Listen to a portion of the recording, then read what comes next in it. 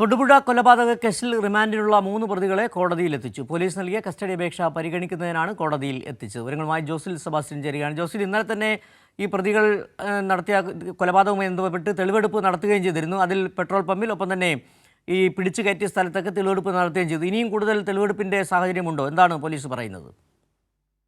ഇന്നലെ കോടതിയിൽ ഹാജരാക്കിയ പ്രതികളെ റിമാൻഡ് ചെയ്തിരുന്നു. വീണ്ടും കസ്റ്റഡി അപേക്ഷയാണ് ഇന്ന് കോടതിയിൽ പോലീസ് സമർപ്പിച്ചത്. അതിന്റെ അടിസ്ഥാനത്തിൽ 3 പ്രതികളെ, റിമാൻഡിലുള്ള 3 പ്രതികളെ കോടതിയിൽ ഹാജരാക്കി. കോടതിയിൽ ഹാജരാക്കിയ ഘട്ടത്തിൽ ഈ പ്രതികൾക്ക് വക്കീൽ ഇല്ലാതിരുന്നത് കൊണ്ട് തന്നെ ആദ്യം കേസ് ഒന്ന് മാറ്റിവെച്ചു. അതിനുശേഷം ലീഗലായിട്ടുള്ള സപ്പോർട്ട് കിട്ടുന്നതിന് വേണ്ടി ക്രമീകരണങ്ങൾ ഒരുക്കാൻ കോടതി നിർദ്ദേശിക്കുകയാണ് ചെയ്തത്. തുടർന്ന് ഒരു അഡ്വക്കേറ്റ് വക്കാലത്ത് ഏറ്റെടുക്കുകയാണ് ചെയ്തത്. വക്കാലത്ത് ഏറ്റെടുത്തതിന് ശേഷം ഈ പ്രതികളെ മെഡിക്കൽ പരിശോധനയ്ക്ക് വിധേയമാക്കിയതിനു ശേഷമാണ് വീണ്ടും കോടതിയിൽ ഹാജരാക്കിയത്.